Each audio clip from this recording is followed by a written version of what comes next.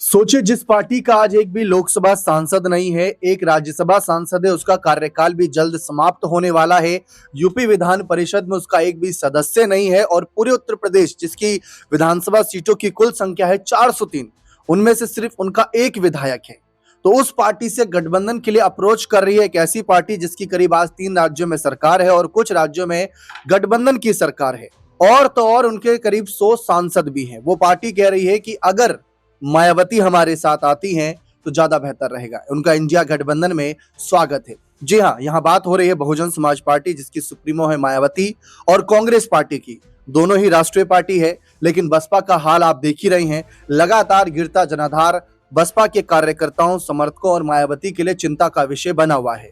लेकिन दूसरी तरफ कांग्रेस पार्टी, जिनका उत्तर प्रदेश में लोकसभा चुनाव में थोड़ा सा प्रदर्शन सुधरा जब समाजवादी पार्टी के साथ मिलकर चुनाव लड़ा और राहुल गांधी ने भी खुद रायबरेली की सीट से चुनाव लड़ा, तो प्रदर्शन थोड़ा सुधरा। लेकिन उत्तर प्रदेश विधानसभा में सरकार बनाने के लिए अब बसपा की ओर देख रहे हैं, क्योंकि उनको पता है दलित मुस्लिम के गठजोड़ को आज भी मायावती जिस तरीके से संजोए रखी हैं, भले ही सीट ना मिली हो, लेकिन आज भी उनका वोट बैंक उन पर भरोसा करता है।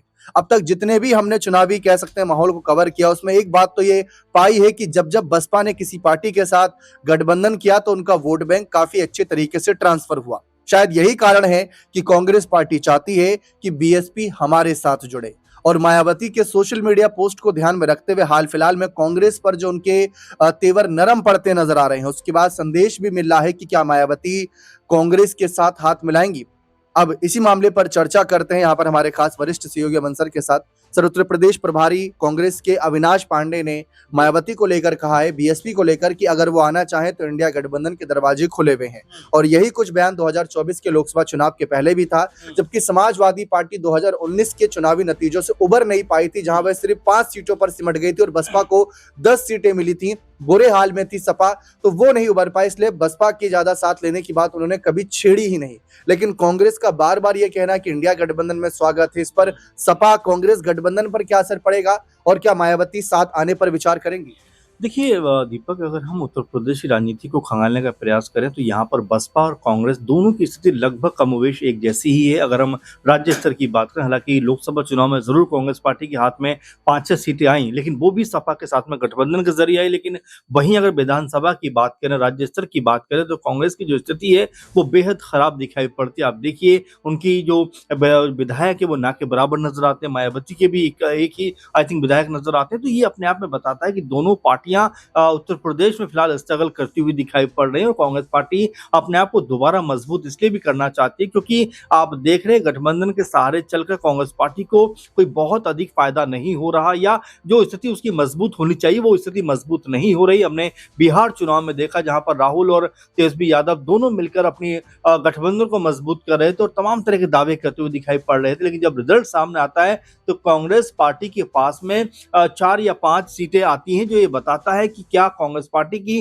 जो हैसियत है, जो दबदबा है, क्या इतना कम हो गया है कि ओवैसी के बराबर ही वो सीटें लेके आ पा रहे तमाम गठजोड़ के बावजूद। तो ऐसे में उत्तर प्रदेश में जिस तरह के हालात बने हुए हैं, सपा भी अपने आप को ज्यादा मजबूत यहाँ पर बता रही है। लगातार इस बात का ढिंढोरा पीट रही है कि भाई, हमने जिस तरह 37 सीटें हासिल की है उससे ऐसा लगता है कि उत्तर प्रदेश में हमारी पार्टी यानी समाजवादी पार्टी जो है वो अकेले दम पर भी बहुमत ला सकती है। तो ये दोनों तीनों जो समीकरण उसको सपा बसपा भी देख रही है, कांग्रेस पार्टी भी देख रही है, क्योंकि दोनों को पता है कि यहाँ पर अगर मुस्लिम वोट और दलित वोट अगर एक साथ आ जाता है तो उत्तर प्रदेश में हालात कुछ और बन सकते हैं। और यहाँ पर अगर संभावना के तौर पर देखा जाए तो क्या सपा से उत्तर प्रदेश का मुस्लिम खुश है, मुस्लिम समुदाय खुश है, ये अपने आप में एक बड़ी बात हो जाती है। और क्या एक बार फिर कांग्रेस पार्टी जो मुस्लिम मतदाता उनसे छिटक गए हैं उनको साथ लाने की कवायद में जुटी हो, और ऐसे में अगर बसपा का साथ उनको मिल जाता है तो जो 30-40% का आंकड़ा है वो हासिल किया जा सकता है। तो अभी तमाम तरह की रणनीतियां बनने इसलिए भी लग गई दीपक, क्योंकि आने वाले 1 साल के अंदर चुनाव उत्तर प्रदेश में होने वाला है और ये अब रणनीति बनाने का समय इसीलिए जो अविनाश पांडे ने कांग्रेस पार्टी की तरफ से जो बात कही है वो इसलिए भी कहीं ना कहीं तर्क संगत नजर आती है, क्योंकि देखिए, डूबते को तिनके का सहारा होता है। और यहाँ पर कांग्रेस को भी पता है कि अगर बसपा का साथ उनको मिल जाता है, और बसपा को भी पता है अगर कांग्रेस का साथ उनको मिलता है तो अपनी स्थिति को मजबूत कर सकते हैं, क्योंकि अकेले दम पर चुनाव लड़कर बसपा ने भी भी देख लिया है, कोई बहुत बड़ा फायदा उसको यहाँ पर होता हुआ दिखाई नहीं पड़ रहा है। एकमात्र उनका विधायक नजर आता है। सोचिए, जो पार्टी पूरे बहुमत के साथ में उत्तर प्रदेश में सरकार में रही हो, वो इस लेवल पे आ जाती है, तो जाहिर बात है कि यहाँ पर जो एक संभावना बनी है कि चलिए कांग्रेस में न सही इंडिया गठबंधन में आप एंट्री करिए, तो हो सकता है उसका पॉजिटिव जो कह सकते हैं एक जो पक्ष है बसपा की तरफ से वो निकल कर सामने आता हुआ दिखाई पड़ जाए। जी बिल्कुल, लेकिन कहा यह भी जा सकता है कि जिस तरीके से मायावती ने पिछले कुछ समय में अपनी पार्टी को मजबूत करने का काम किया है और जो पार्टी विरोधी नेता रहे गतिविधियों में लिप्त पाएगा उनको सीधा पार्टी से निकाल दिया, चाहे फिर उनका भतीजा आकाश आनंद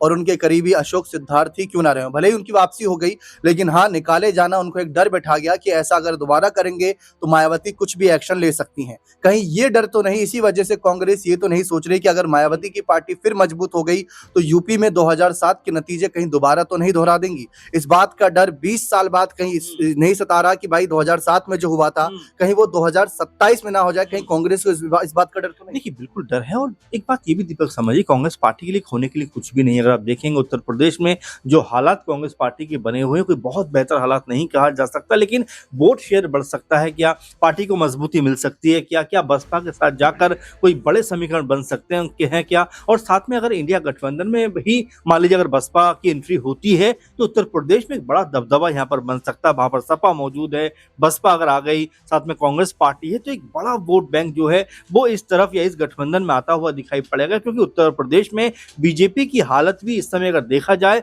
तो कोई बहुत सुखद नजर नहीं आती। कभी केशव प्रसाद मौर्य के जो सुर हैं वो अलग तरह के दिखाई पड़ते हैं। अब आप देखेंगे जो उप मुख्यमंत्री हैं ब्रजेश पाठक, उनकी कह सकते हैं बीते दिनों लगातार पीएम मोदी से 24 घंटे के अंदर 2 बार मुलाकात होना, ये अपने आप में कई तरह का संदेश इसलिए भी देता हुआ दिखाई पड़ता है क्योंकि जो ब्राह्मण विधायक उत्तर प्रदेश में बीजेपी के हैं, उनकी जो मीटिंग हुई उसको लेकर खुद बीजेपी का आलाकमान काफी नाराज दिखाई पड़ा। तो क्या यहाँ पर अब जो सत्ता में परिवर्तन है, इनके जो पद पर बैठा है, क्या उनकी पोजीशन में कोई परिवर्तन होता हुआ दिखाई पड़ेगा? क्योंकि अपने अपने कह सकते हैं दावे यहाँ पर मजबूत करते हुए सपा और बसपा नजर आ रहे हैं। और साथ में बीजेपी की अगर बात करें तो क्या उनमें जो जातिवाद की हम देख रहे हैं कि ब्राह्मण और ओबीसी और दलित को साधने का जो तरीका है, क्या उसमें कहीं कोई ब्रेक लग सकता है या लगता हुआ दिखाई पड़ रहा है? क्योंकि ब्राह्मण जो विधायक है उनका अलग से इस तरह से मीटिंग करना दीपक ये जरूर बताता है कि अंदर खाने में कोई बड़ा भूचाल आने को तैयार है। और इसी का फायदा क्या कांग्रेस पार्टी, बसपा और सपा उठाना चाहते हैं? तो अभी